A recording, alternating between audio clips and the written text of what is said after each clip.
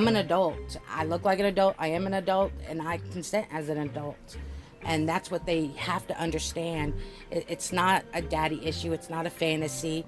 It's my way to stress relief. Same thing as if somebody enjoys bondage or spankings. It's just another form of stress relief for me. I don't have to worry about anything. I don't have to make major decisions. I can let it go. Hello and welcome back to Spank U Next, a Fetish and BDSM podcast. We're your hosts, Anna and Gregor from Fetish.com. Hey Anna, how are you doing? I am good, but it's early. It's early. We are recording this in the morning and this is really exceptional for us because usually we're night creatures. I am a creature of the night. I'm really not a morning person, but I was just saying to Gregor, I'm meditating in the morning for 5 minutes every morning. Thank you to Gabrielle Herstick from episode 3, I think. Right. Who kind of really introduced the idea of a morning ritual to us. So we are in the studio here at our office at Fetish.com. We work for this community and dating platform for kinksters, fetishists, and just everybody into BDSM. And here at Fetish.com, a couple of months ago, we founded the BDSM training school.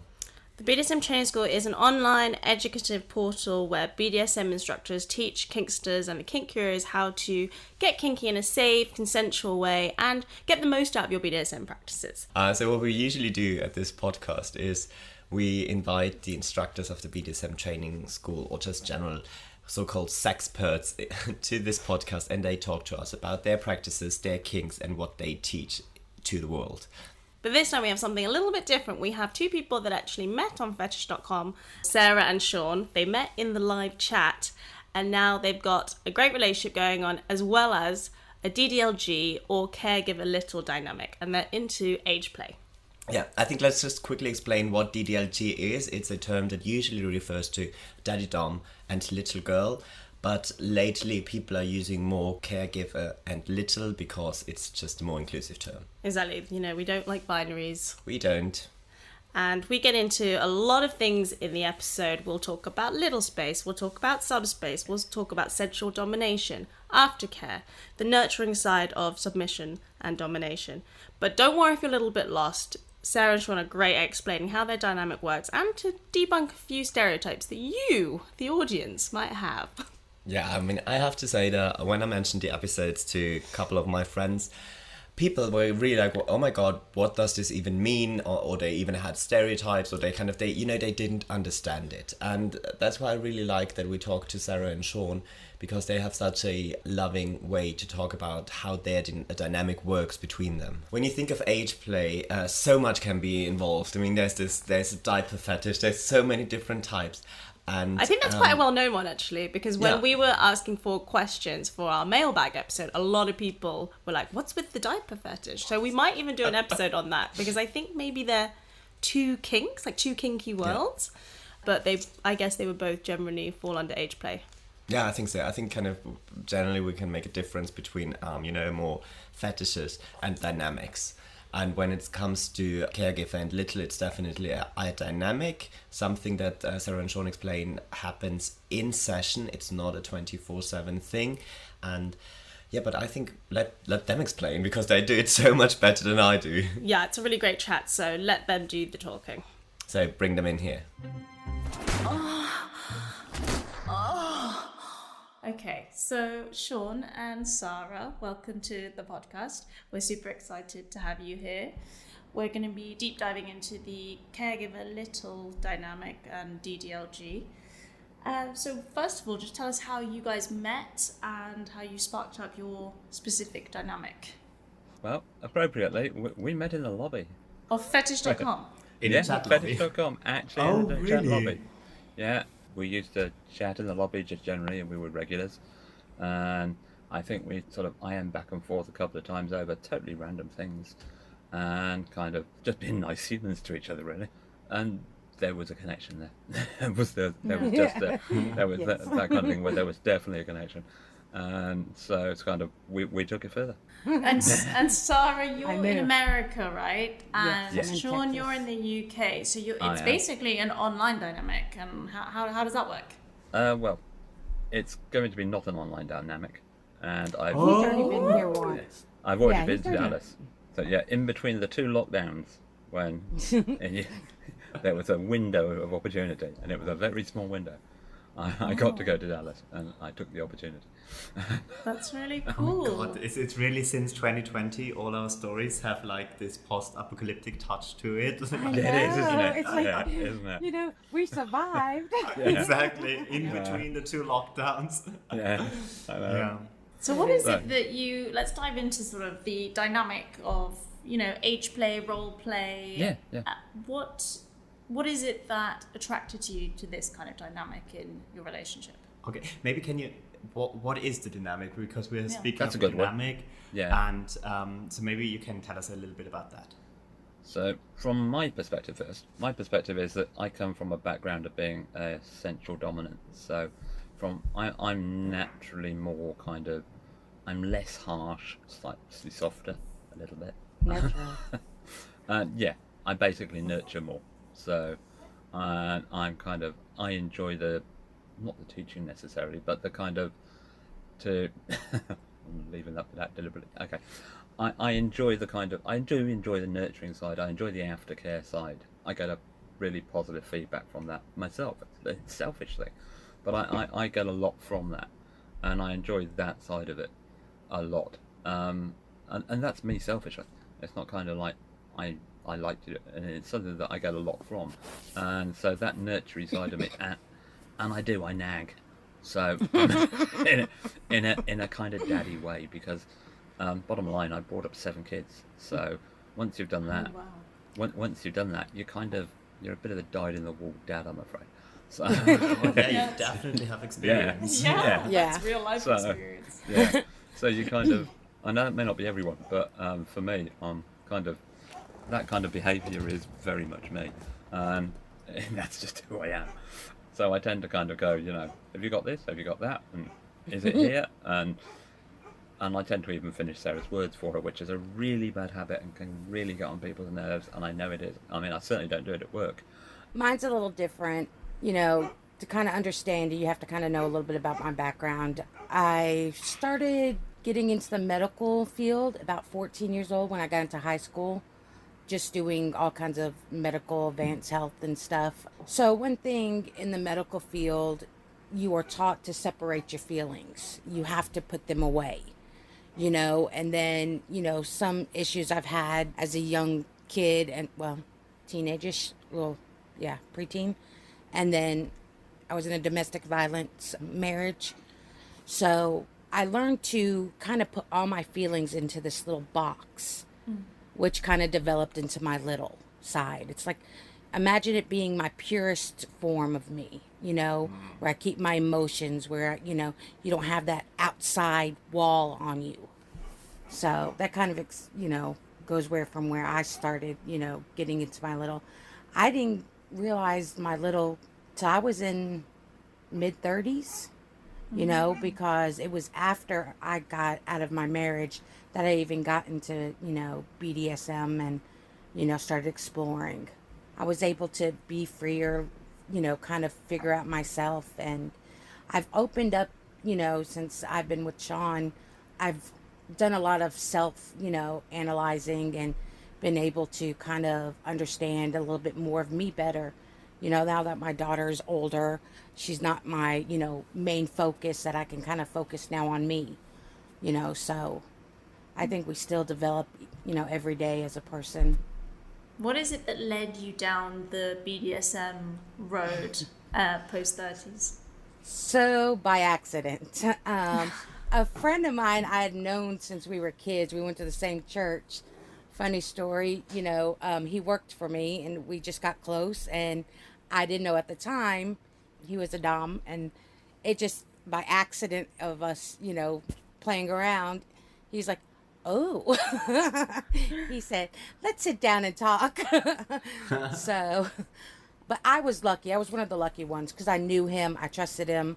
So I had a good experience, you know, learning kink and getting further into it.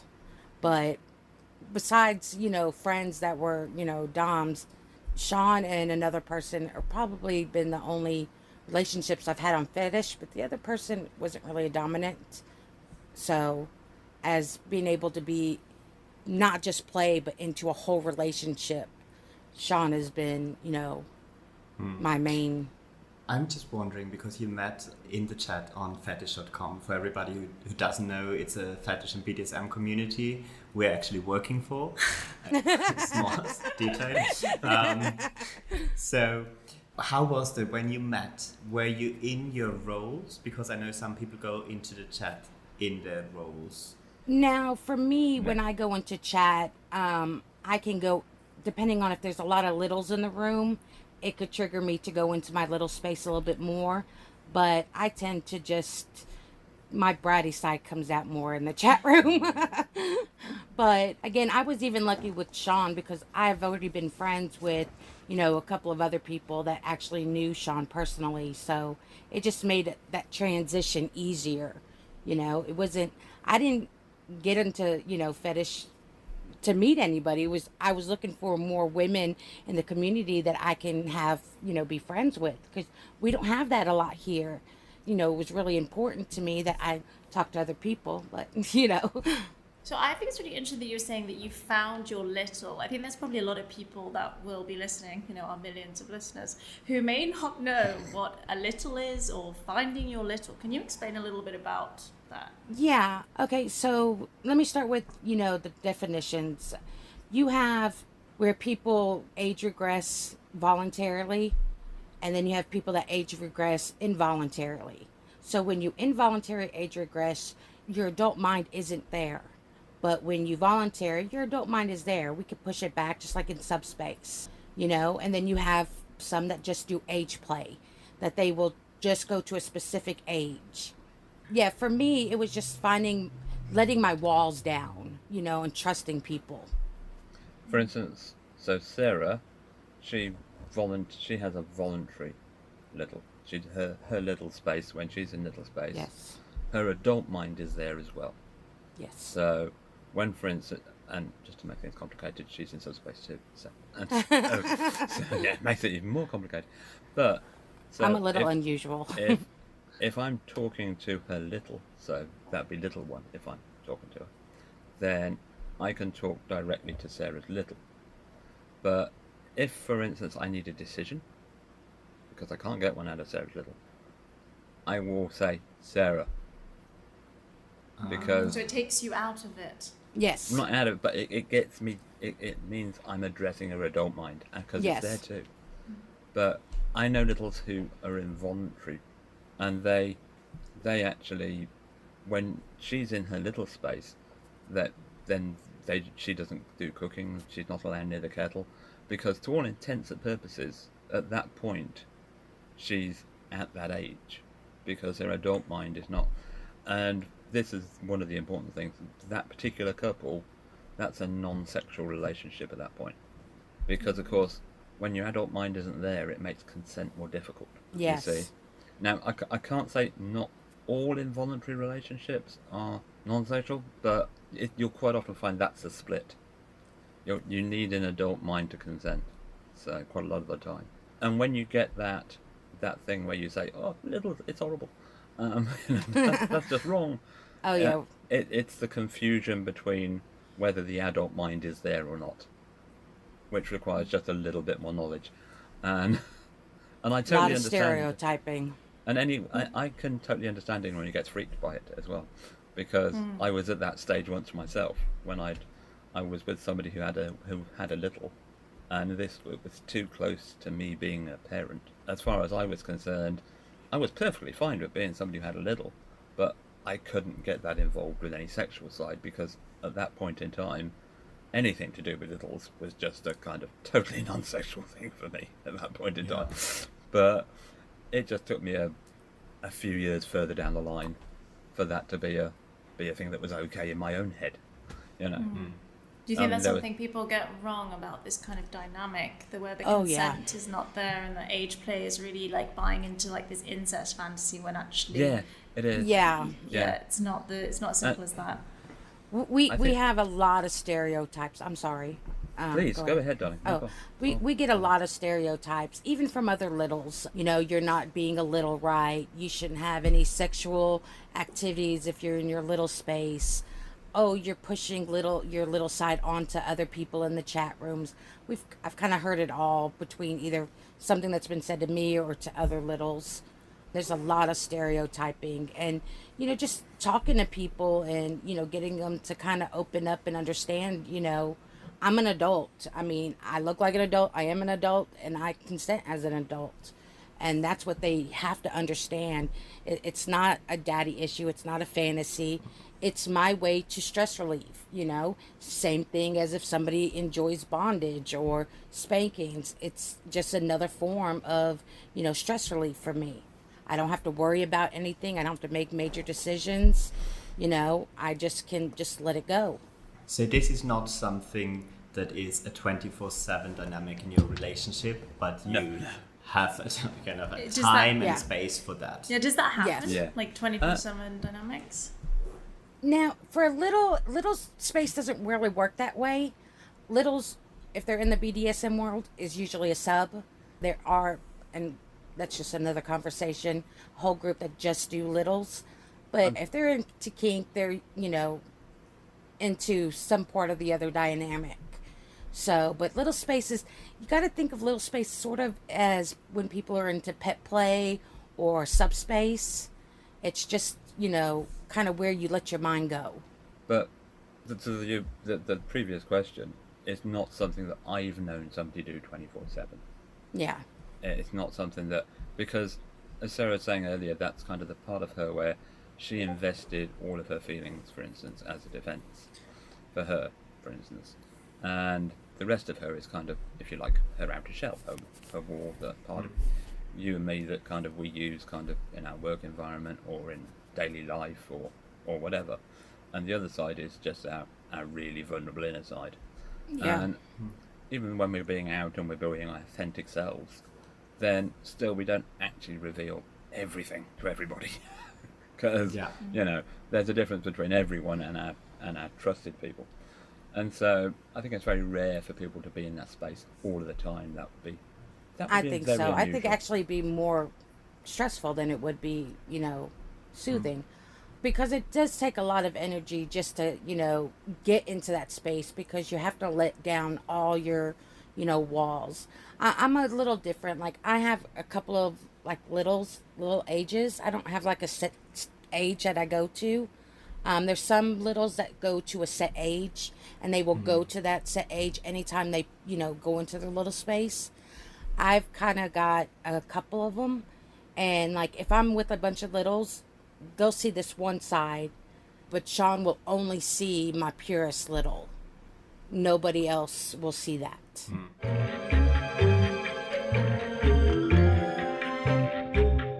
So how do you get to a specific age in this kind of context? Is clothing important? Are there certain behaviors to exhibit in a certain way at a certain teenage age or younger, etc.? Okay, now some people do use props. Some people will, color. Some people will play with games, and it can get them into the little space. Again, just like subspace or pet play, just setting up the right people around you, feeling safe to do it. Like the little side that if friends are with me that would see me is like my little hyper side. I'm not really into dressing little, because every little is different. And that's one thing that people got to understand. One little will never be like another little. We are all different. We play different. We get into our little space differently. And it's important because I think it's a big old stereotype or, misunderstanding that we all have a kind of like a certain age we go to. Like my friends will see more of a preteen me, and I don't have a specific age, but I would range it probably more preteenish, and a little bit younger with my littler, side. But everybody is a little different when it comes to getting into their space. For me, it's just relaxing, having people having a good time around me, watching something that I enjoy. It's quite similar to subspace in the fact that, just as an Very example much.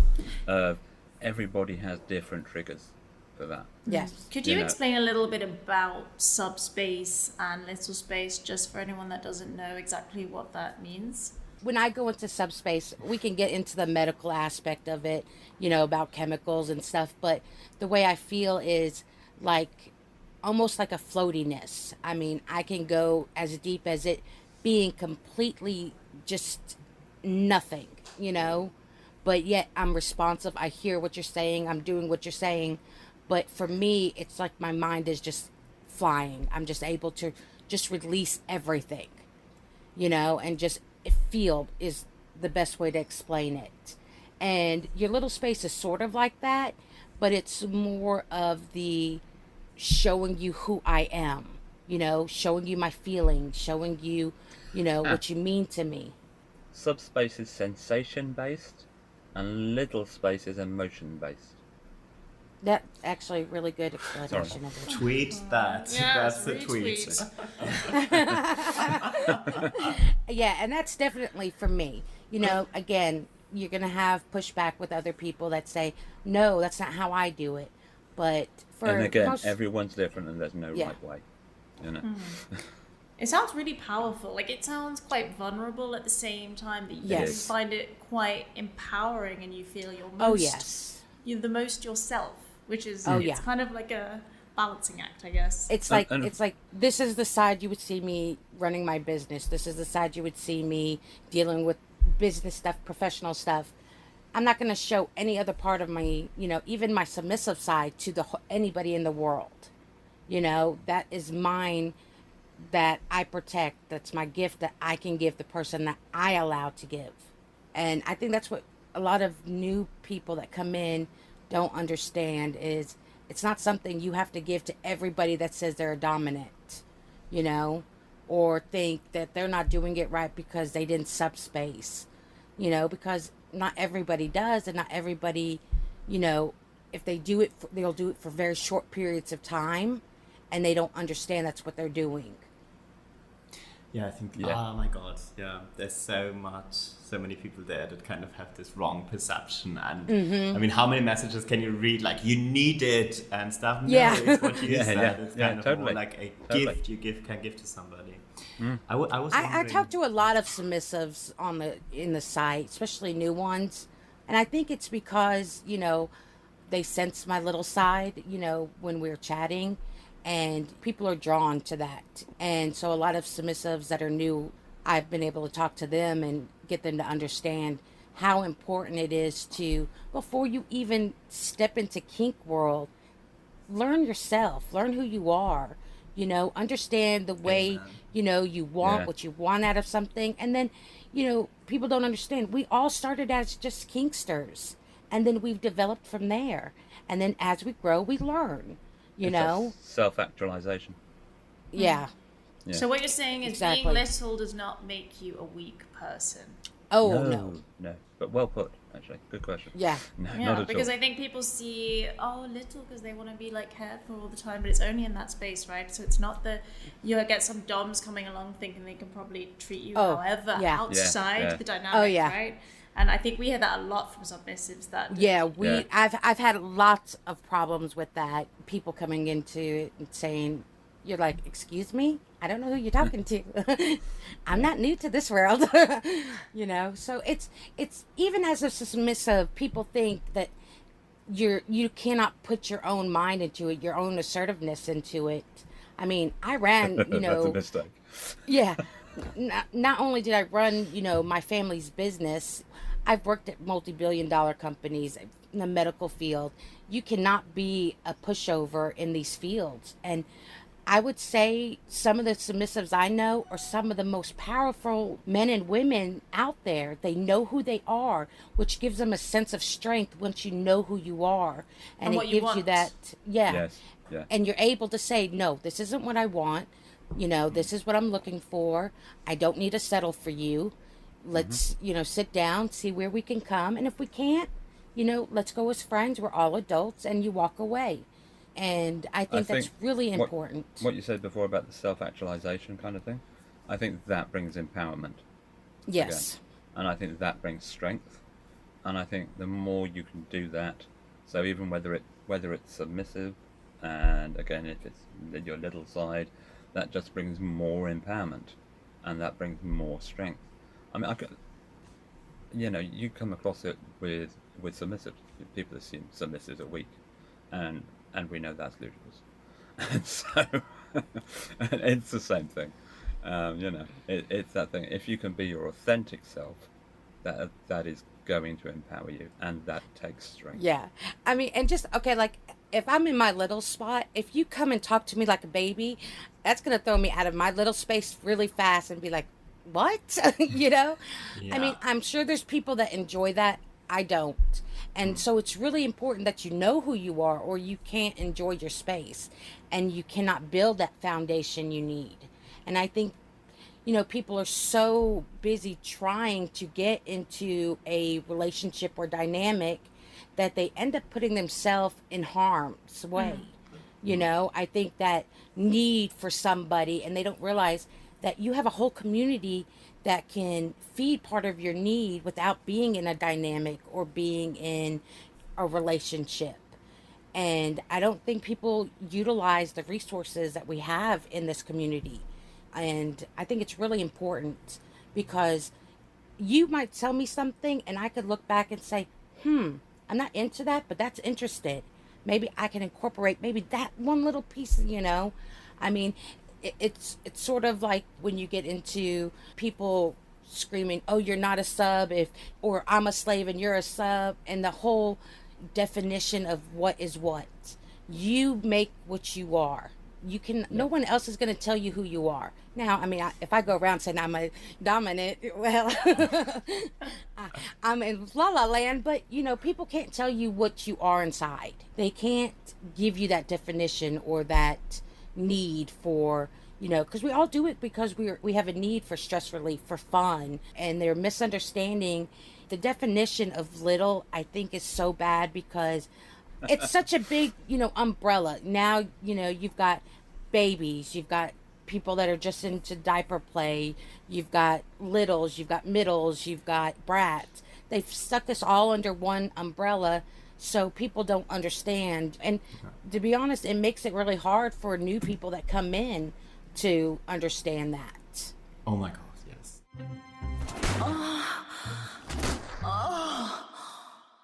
I was just wondering, kind of, when you play, is this like in a BDSM session where you speak about it and then you start the session and then you finish it, or is it just something you go into and it just sometimes happens naturally?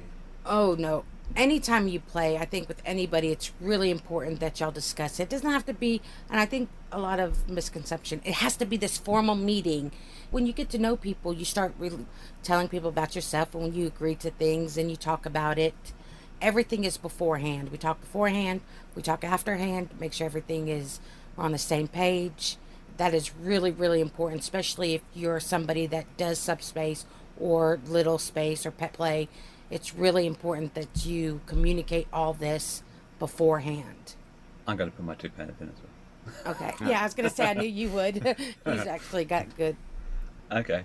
That being said, we've had all the needs and wants talks by now for Yes. a lot of them, and we've discussed our limits and everything else. And we do have regular conversations on, you sure those are your limits?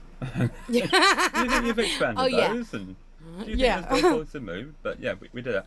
Saying that, to answer the actual question, we don't pre-plan play. No. Because No, we don't. We don't. I know part of with Sarah specifically is it's quite like a surprise element to it as well. So if you pre-plan it, that kind of cancels out any kind of surprise element.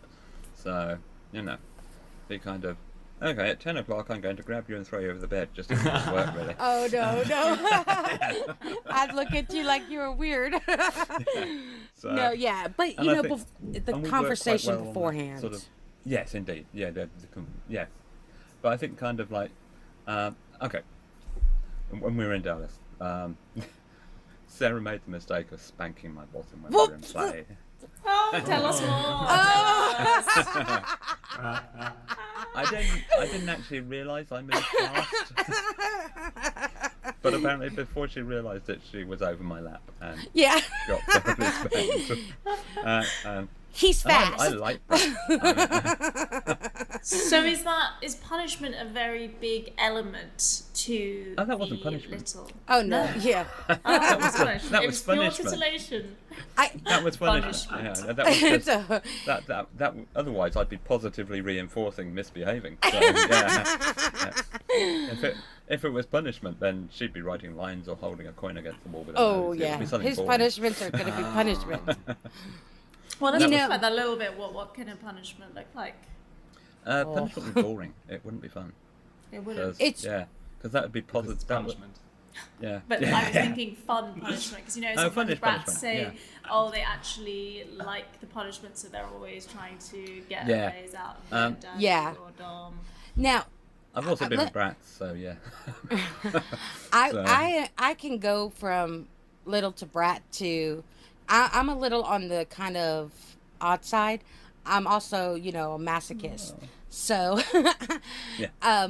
if you spank me, that's not a punishment to me. But what I was going to say is one thing is for littles, it's really important to understand what punishments can affect them mentally in the long run.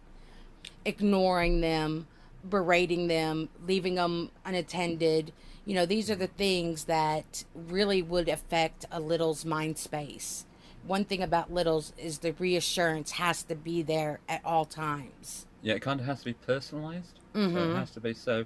You could say to a submissive, okay, go over there and write out lines I want you to, or write down what you did, etc., and leave them to it. With a little, you do that differently. So it would be a case of, okay, you're going to hold a coin against the wall with your nose, and I'm going to watch you. It's a very simple difference, but they But it still makes a have your huge attention. difference. Yeah. Oh, I think that sounds like there's quite a lot of responsibility on the dom. Yes. Yeah, maybe. Trust me, there's a payoff. I imagine there is. I will plead the fifth. I'm in America. I think what's really important for littles is the aftercare.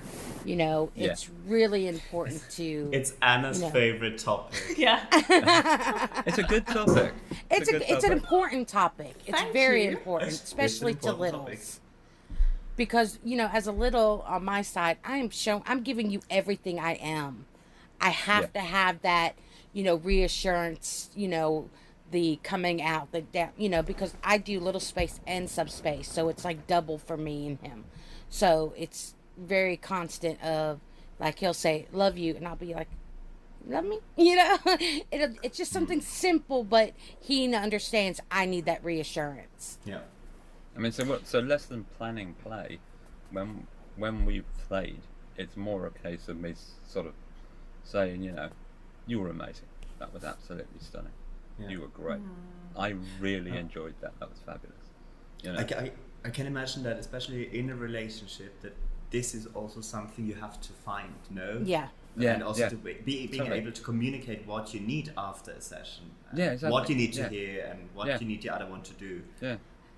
You And know- in a way, it's honesty too. It's just a case of, that was really great.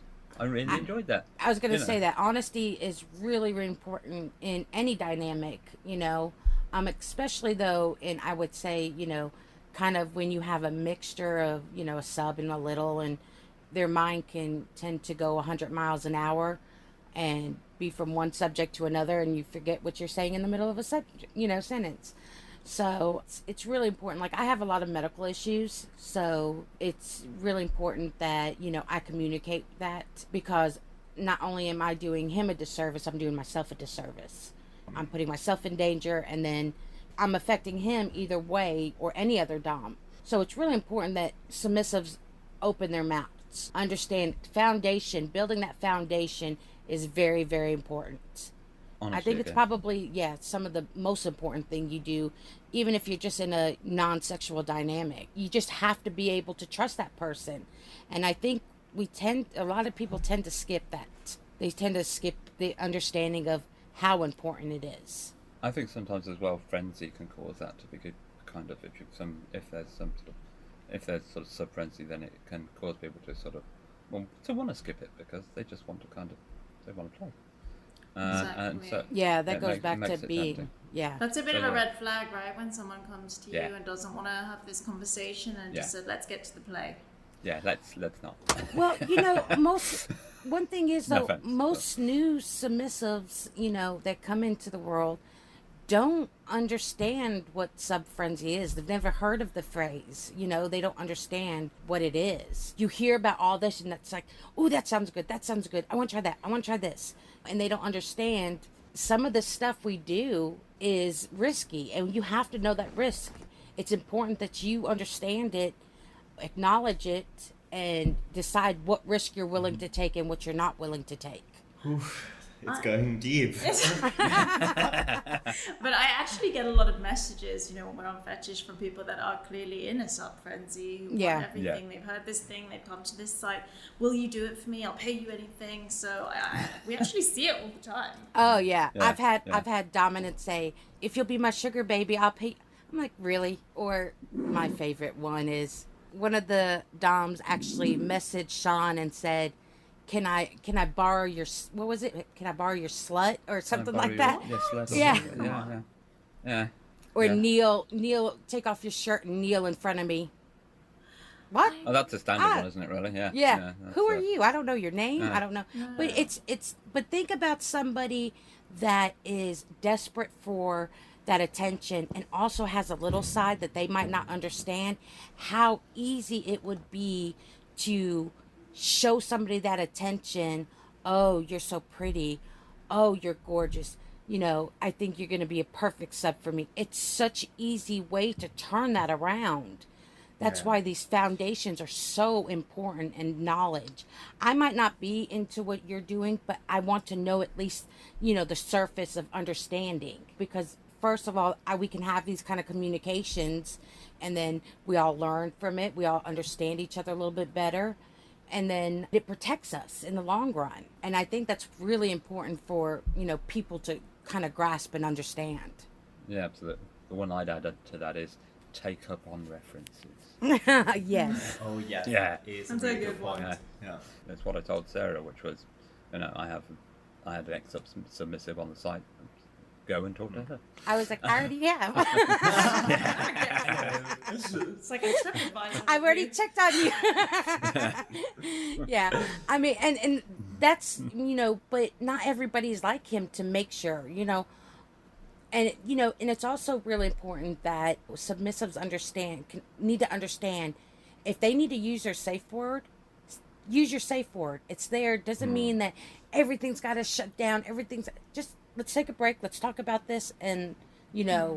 I have no doubt, in fact I know, that Sarah will use her safe word if she needs to. But I'm not convinced that Sarah would amber. We have a traffic light system, but I'm not Yeah. sure that Sarah would use amber. What we do is we do timeout, because Sarah doesn't mind doing a timeout. yeah. Just a little And break. That's a little break. We'll take 5. That's fine. We're not stopping. We're just taking 5. Have a drink of water. Are you okay, love? Yeah, is everything all right? And This it's, is so good, yeah, because I can imagine that not everybody kind of wants to admit, oof, I Yeah. need to take it Yeah. slow now. and there's Yeah. nothing Also, wrong with yeah. that, because you're playing in such an intense Exactly. way, Yeah. I mean, Yeah. and I didn't even realize until he pointed out I was giving him signals without even realizing it when I was getting into, because one of my things is I like to push myself, and sometimes I could push myself to a dangerous spot, and he has to constantly keep his eye out on me. So we understand that part about each other. So, More than I'll 100 give it. orgasms in 2 hours is not good. You'll be going straight to the emergency room. No, I didn't. No, she didn't. Oh my god, I love it. We are pretty open. Please, But- that's the best. It's best for the podcast. But we've been in the community for a long time. Both of us have.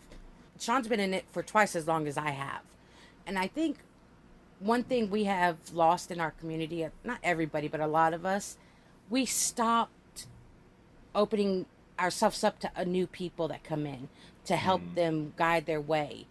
And I don't Yeah. know if it's because the dominant and submissive ratio is very off. How do you perceive that? Is it kind In of what way? loads more submissive? Yes. Well, and Yeah. here's the Well, problem. saying that- When people go into the community, everybody thinks, "Oh, I want to be submissive and I just want to not do anything."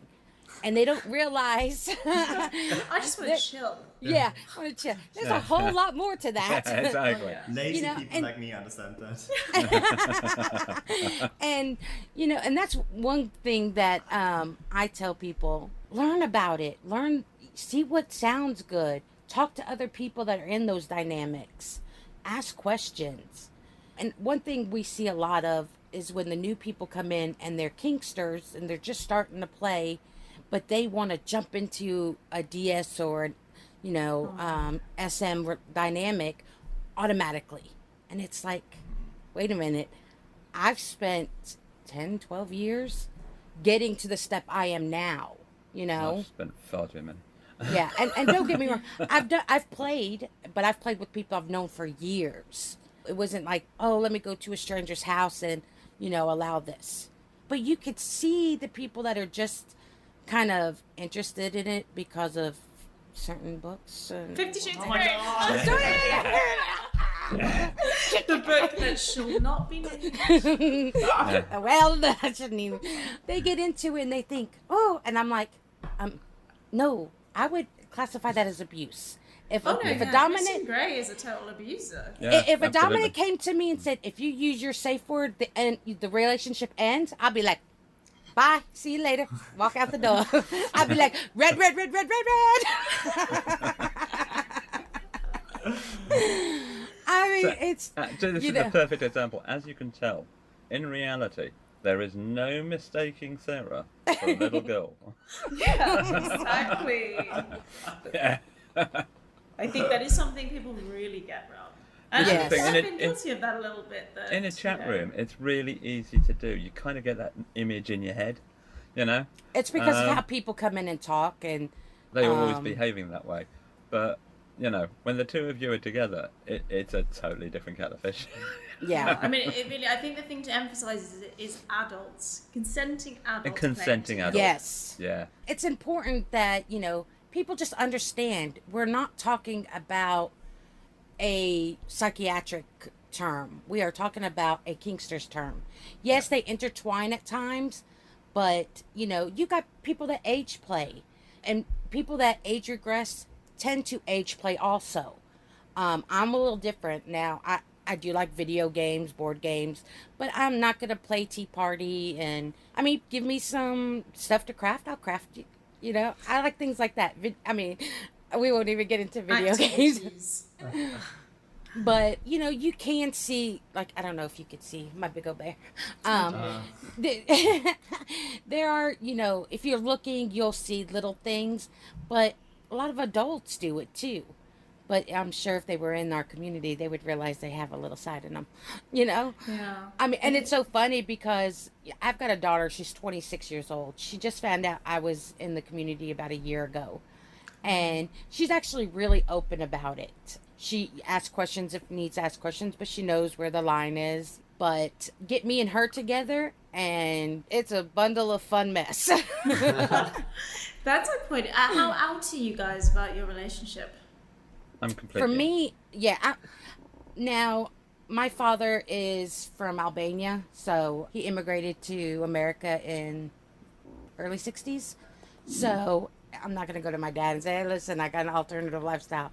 But like, I got another daddy. Sorry, Don't mistake it as two. No, sorry. I know you've It gone was far right enough there. away. But like my younger brother, because I'm close with him, he knows. My sister knows, but she wants to believe I'm still a virgin, But my daughter knows. I don't hide it. I don't hide it from people. I don't have to. But like I said, I'm a lucky one. There's nothing in my life that's going to prevent me from my job or my children or a marriage. Nothing. I'm a lucky one. I'm so. Yeah. I mean, I can't really say for other people because I know there's a lot of people that hide it because they have to. Yeah, there's a lot of stigma. What about you, Shaun? my friends know, my parents know. Professionally, I have to be slightly more delicate because I work for government. So Yeah. Shaun is able to bring it down. This is not like how he's talking now is nothing like his high dom space. And You're rude. so, but he thinks it's just a normal, but he doesn't realize how many people out there that it's like an everyday thing for them. You know, they don't know how to shut it down. And I think it's so funny when he's like, yeah, why wouldn't, you know?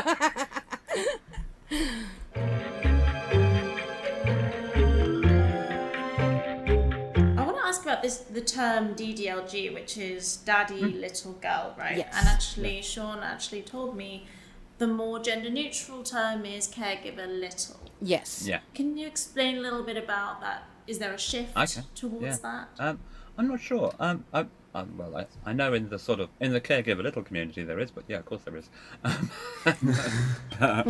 But daddy dom little girl is very gender exclusive. So you're describing dominance as being male and submissives as being female.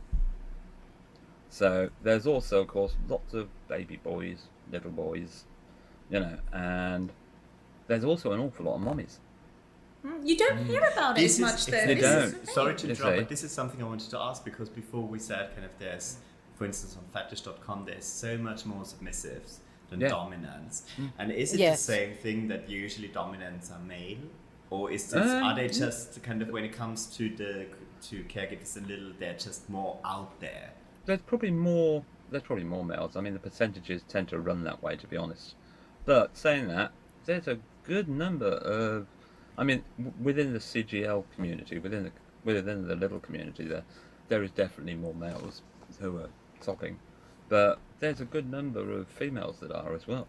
Yeah. I think misconception is, you know, there's a lot of switches that are dominant women that are into the dynamic, and people tend to not think because they aren't, you know, quote unquote only dominant, they shouldn't be able to do the whole mommy thing. Yeah. Which is totally wrong. Yeah. So you think that obviously DDLG is that's quite a big acronym that a lot of people know, and there's not really mummy little boy? Most people actually use, even if they're describing a mommy and a boy, you know, or, you know, a daddy and a boy. So a lot of people use DDLG, to be honest, a lot of them. Yeah. I mean, most of us do. Especially because it is our dynamic, but a lot of us are trying to, you know, use the CG/L just so it's more, you know, inclusive, that people don't think they have to hide it. So, but it is hard to switch over something you've been doing for a long time. And of course, that's just one sort for somebody else who's also on Fetish, actually, that they have a mommy little girl relationship. So that's another element. So Yeah. Wholesome. yeah. So it's just kind of all sorts of genders. So it's I think the whole daddy thing became such a big thing in pop culture, you know, call me daddy, exactly. daddy. So, and then there were lots of films that really described it as Call me daddy puppy. issues. yeah. Oh my god, yeah, reggaeton, sure. I think people don't realize that when somebody's saying that, they're actually trying to do a power exchange. But people, you know, especially in the vanilla world, they don't understand it. You know, they don't open their minds enough to realize that's what they're doing. You're literally, you know, doing a power exchange without realizing it.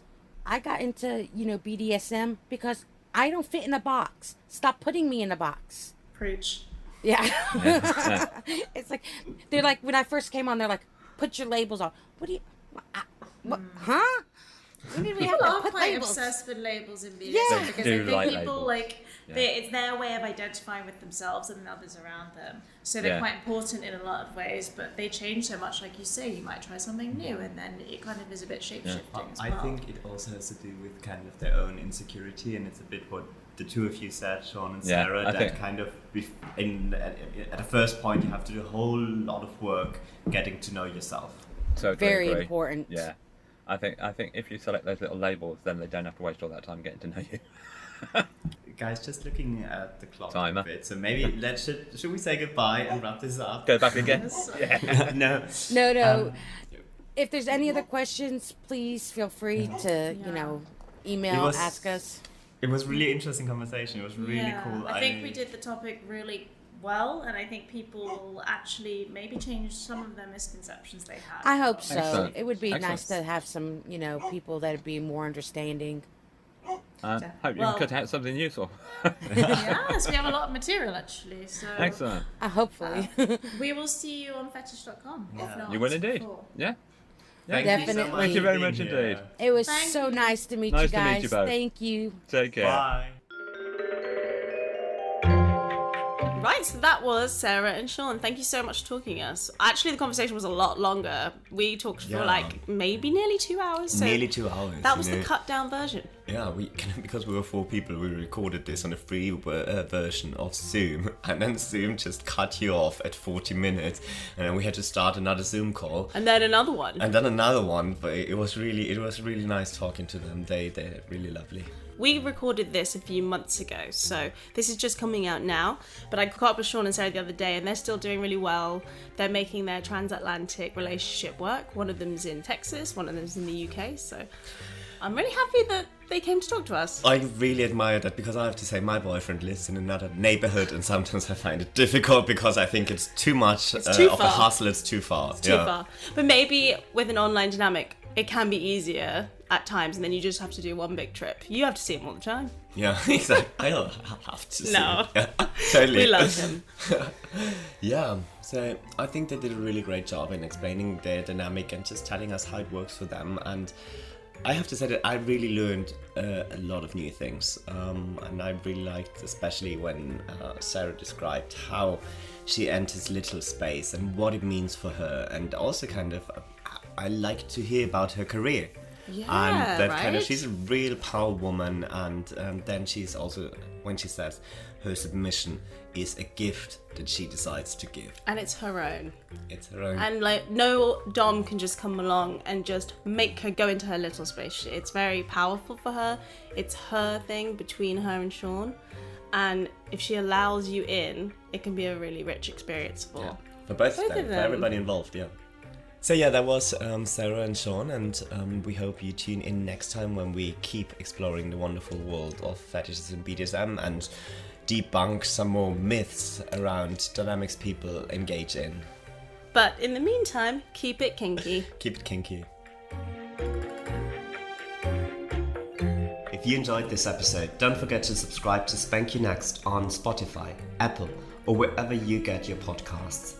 You can also follow us on Instagram at Spank You Next Podcast. If you're looking to connect with people who share your kinks, sign up to Fetish.com for free or download the Fet app from Google Play and the App Store. And for anyone looking to deepen their knowledge of kink, head to the BDSM training school on Fetish.com and enroll in a course now. And last but not least, shout out to our producer Tim Smith.